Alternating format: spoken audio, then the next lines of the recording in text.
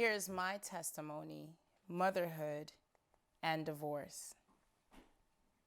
I'm an incredibly private person, and I'm composed almost all of the time. And I keep it together so well that most of the times it's difficult for anyone to decipher when I'm not feeling my best. And I used air quotes for keep because I've always done my best to show up in my best form in every aspect of my life, even though that was not how I always felt. Because my nature was always to be copacetic, no matter how challenging a situation could be.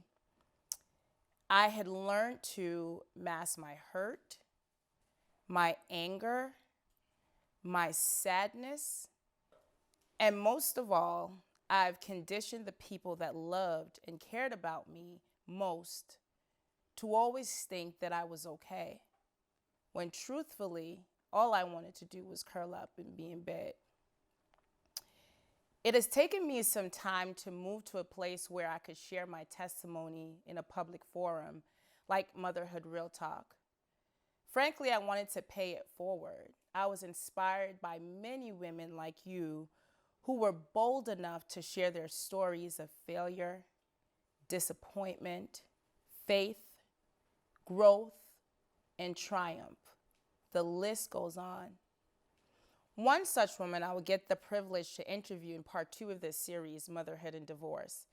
The intention is not to drag anyone through the trenches because most divorces do not end amicably. In my relationship, I'm not there. But I do intend to learn and grow from the experience and take as many people on the journey of healing and growing and victory with me. I'm a recent divorcee, literally a month ago when I shot this episode. Everything spiraled so quickly and I was deeply challenged by it. I'm now living in a new state with my children and currently navigating motherhood and divorce. This was certainly not a part of the plan. So I know I speak for many women when I say motherhood is hard. Motherhood and anything you name is even harder. And I just never imagined that I would be in this place. My parents have been married for about 25 years, and I've always grown up in a 2-parent household. And so that was the norm for me. My father loved his wife, and his wife loved him, and they were the traditional husband and wife in every sense of the word. And so that really impacted my outlook on love, marriage, and raising a family.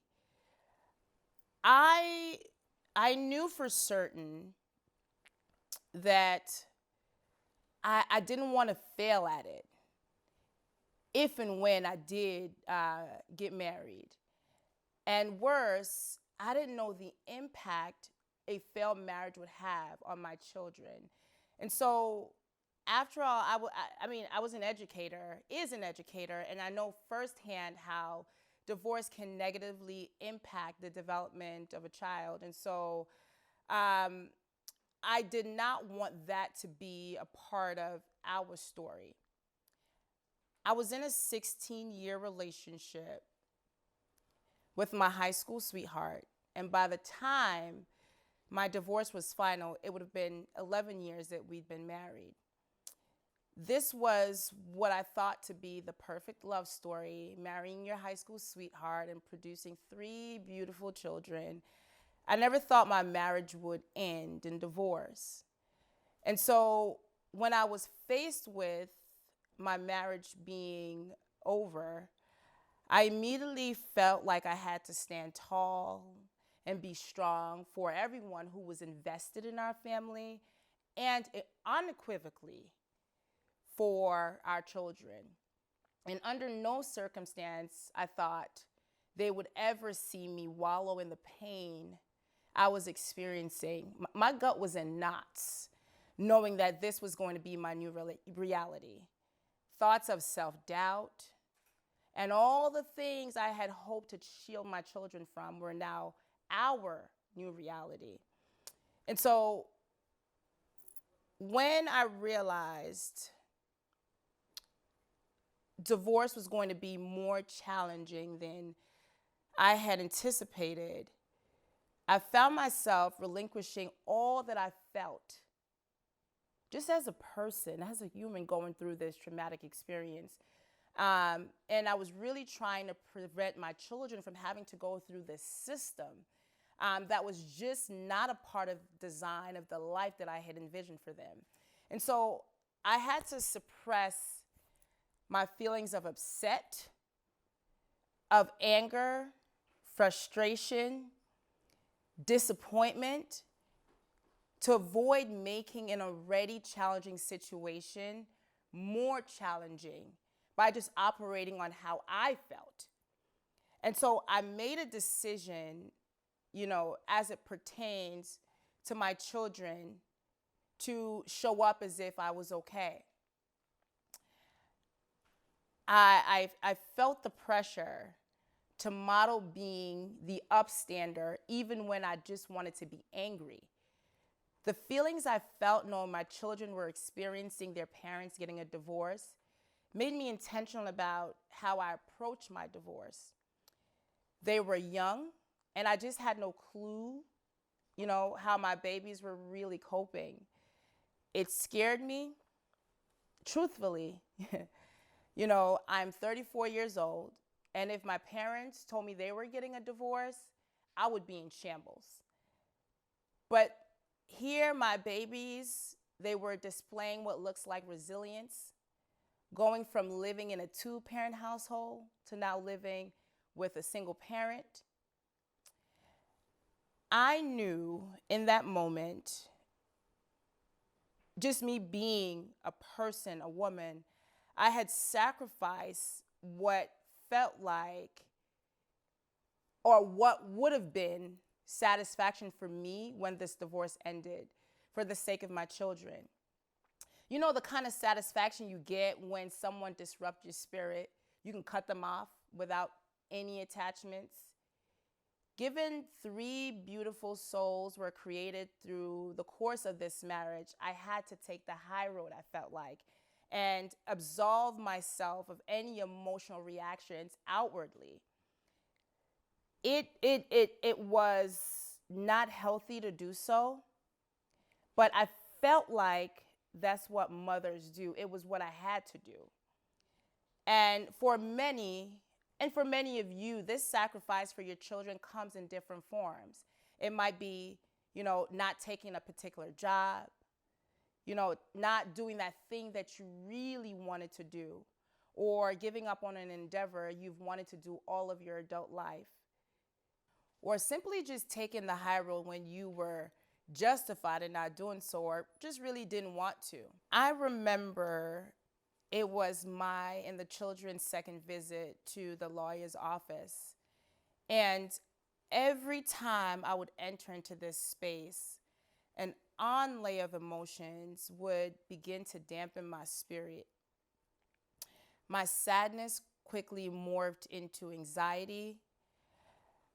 I remember having to excuse myself from the space multiple times because the tears wouldn't seem to stop coming as I thought, this can't be my life.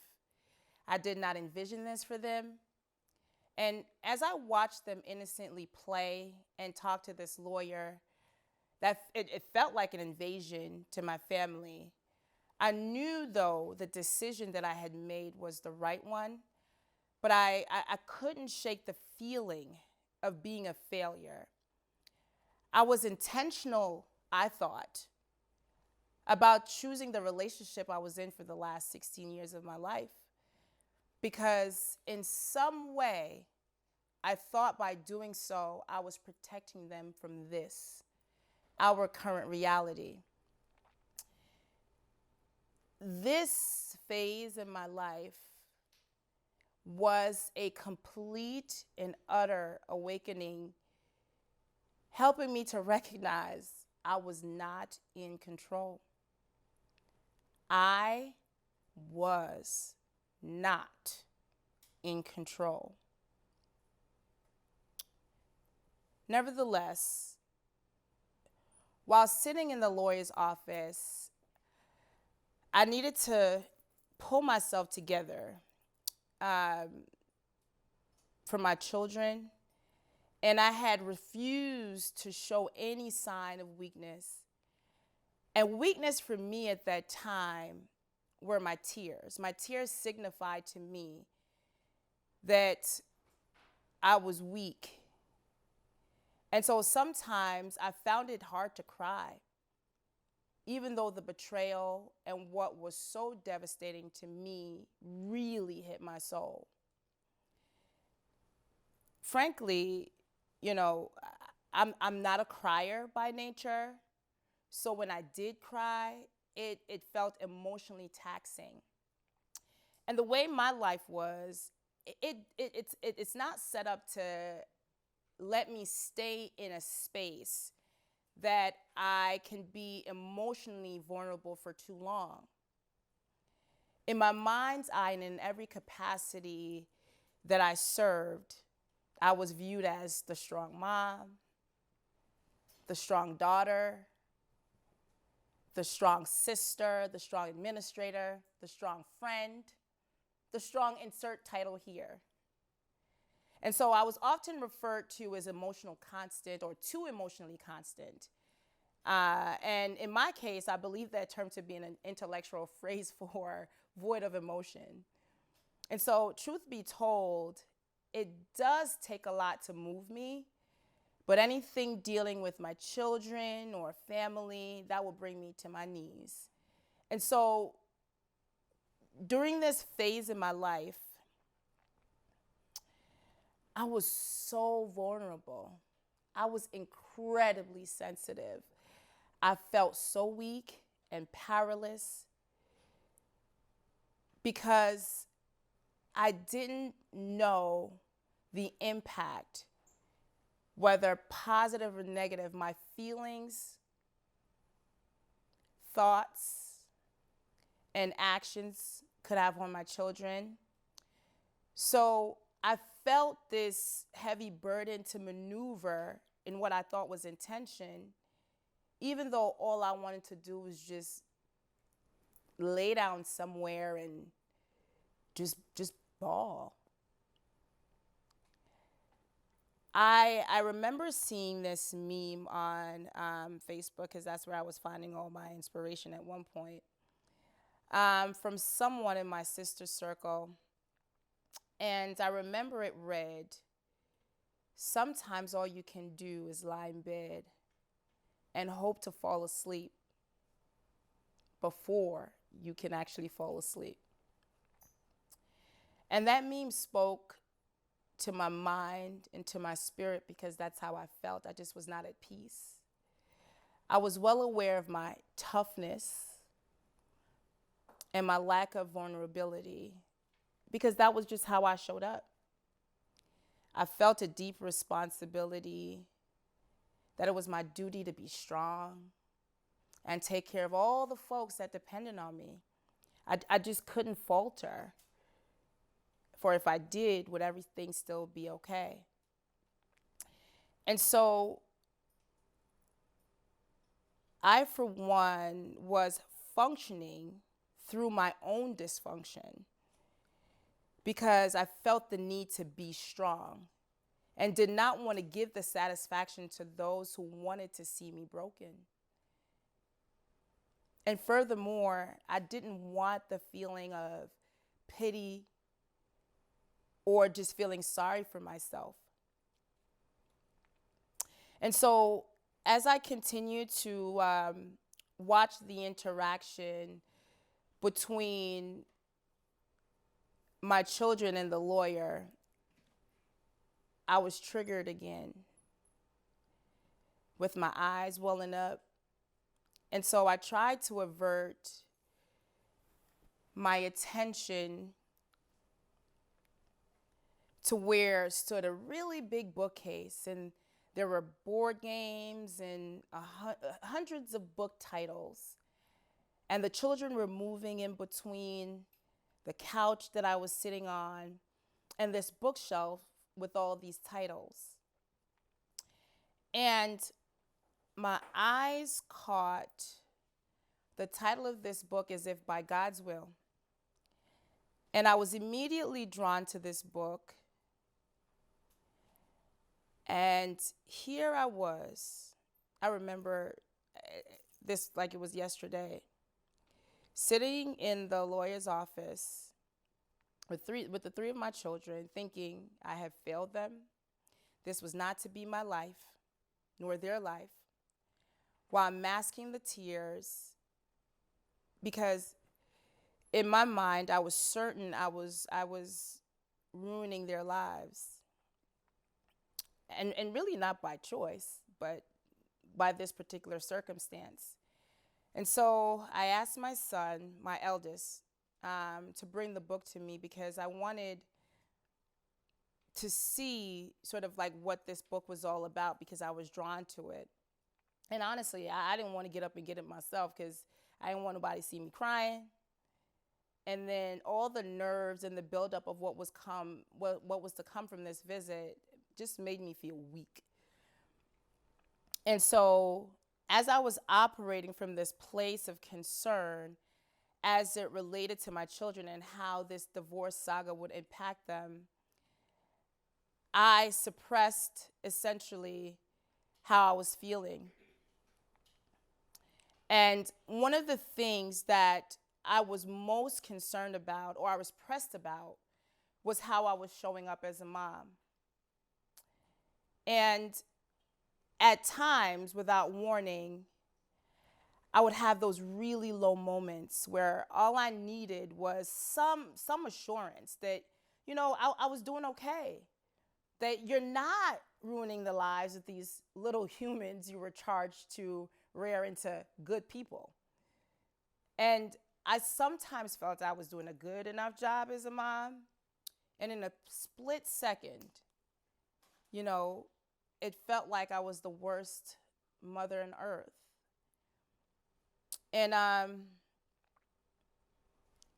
it was, at the time, an incredible weight to bear when faced with your new normal as a soon-to-be divorced mother of not one or two, but 3 children under the age of 10 years old. And part of my problem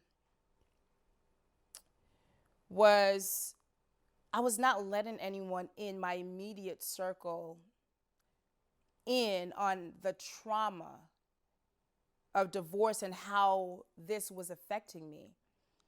I was attempting to provide my own therapy through suppressing this traumatic experience. And so I remember taking the book. The book was titled This is Motherhood, which is a compilation of stories from mothers on their journey of motherhood. And the book began by stating a known truth about motherhood. And again, this is something that we all can relate to. And that is, motherhood is hard. And it went on to say, one second we think we're doing a good enough job, and the next we feel like the worst mom on the face of the planet. And that totally resonated with me. And again, I'm sure it resonates with all of you, because that was exactly what I was thinking and exactly how I felt. And so now this book has got my attention, and I went on to read the welcome. And I was immediately struck by this line, to the point where it now is my mantra. You are an incredible mother. Your choices are the right ones for your family, and you are enough. It was as if God was speaking to me through this book and guided these words of affirmation to me, because it was exactly what I needed in that time and right in that moment. And so I felt myself exhale. Then I perked myself up and I sat and I watched my children finish their session with their lawyer. And I immediately called my sister and I said, "Girl, get your Amazon Prime because I need to get this book as soon as possible." And this book was an absolute great read. But what was most valuable to me were, and I love to call anything that I get that I can use real time, gems of wisdom.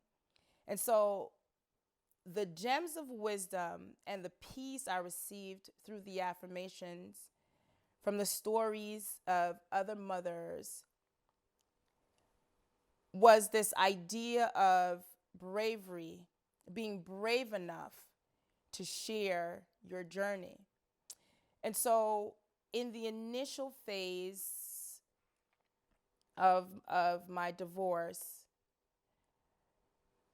my therapy came from books and testimonies from other women. I watched and read their social media platforms and saw encouraging, words from some of the strongest women I know. I would oftentimes, share bits and tidbits with my mother, um, because she always knew the right thing to say at the right time. And so that also reminded me that mothers are a different type of force in the world, no matter how we approach this journey. I don't want us to ever forget that. And so, to each of us, motherhood represents something different. But our experiences are interconnected on many levels of this journey.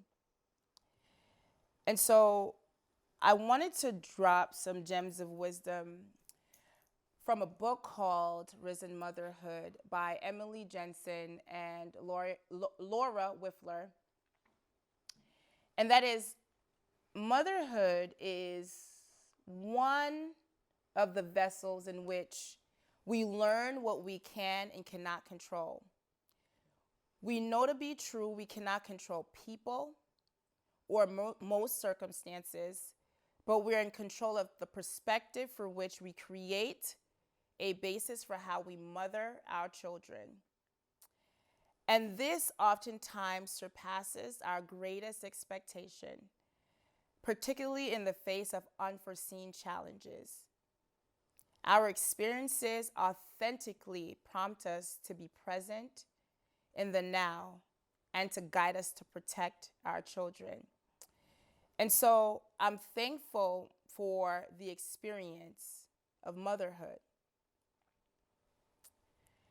In reflecting on this motherhood and divorce journey, there are so many lessons that I've taken away, but I now understand what I was doing wrong by not wanting and needing to lean in for the support that was everywhere in my circle.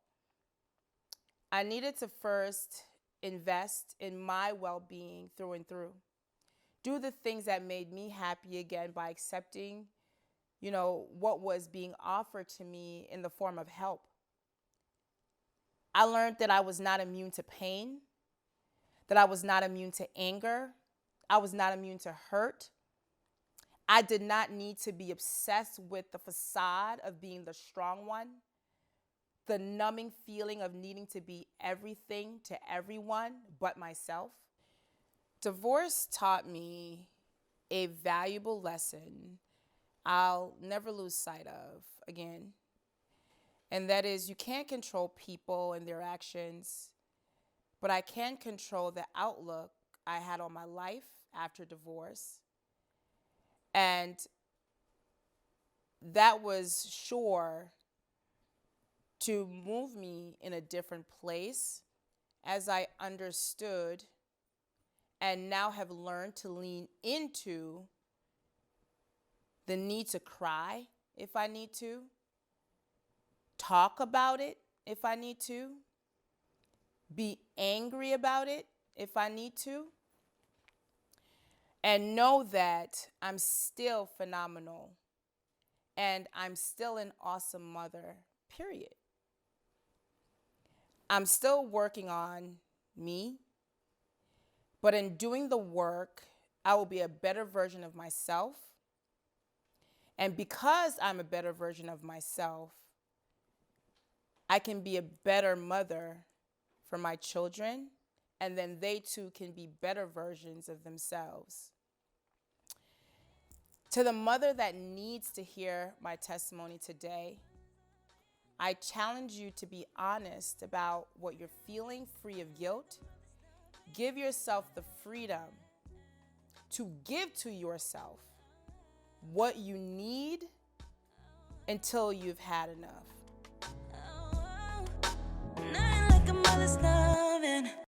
So, what did I struggle with the most during my divorce? There were many moments that tested my faith, but my biggest struggle was being brave enough to share what I was going through and asking for help. What would I have done differently to help myself cope with feelings of failure during my divorce? I think this came about over and over again, but leaning in sooner to the folks that were there to support me through it all. Definitely seeing someone to talk about what I was experiencing, and continually telling myself that this is temporary and everything will work itself out with time, and just doing the work with myself, but ensuring that I was doing it in my truth. The most valuable lesson that I took away from this experience, or I'm still learning, I have said this before, but I have learned that I can't control people and their actions. And so I can only control my outlook after a traumatic experience like divorce. And again, never be afraid to lean in and accept the help. What advice do I have for other women experiencing motherhood and divorce? I think never forgetting that you are human and you feel. Never losing sight that you are still an incredible mother, and the choices that you make are the right ones. And that, again, I'll stamp this, you are enough. Then I'll say, lean into your circle and talk to someone. Thank you for tuning in to part 1 of our 2-part series on motherhood and divorce. Tune in to part 2 of Motherhood and Divorce. Joining me will be my sister friend and mentor, Jubilee Ransom Mosley. She's a phenomenal woman. This queen is a mother, an author, motivational speaker, veteran educator, and soulful recording artist. I'm also incredibly excited to have join us on the MRT couch another queen, Miss Lori Scott. She is also a mother and a licensed psychotherapist, as well as a certified relationship and transformation coach. Motherhood Real Talk is a sister circle that connects women through our shared experiences as mothers and offers an opportunity to come together as one as we navigate motherhood and guide each other on our journey to live purpose-driven lives. Join me as we embark on this journey to become better versions of ourselves by leaning in and on each other to uplift one another through our shared experiences and the quest to explore other facets of our lives and motherhood. Don't forget to subscribe, like, and share. Send us topics and questions you'd like to see on the show. Nothing like a mother's love.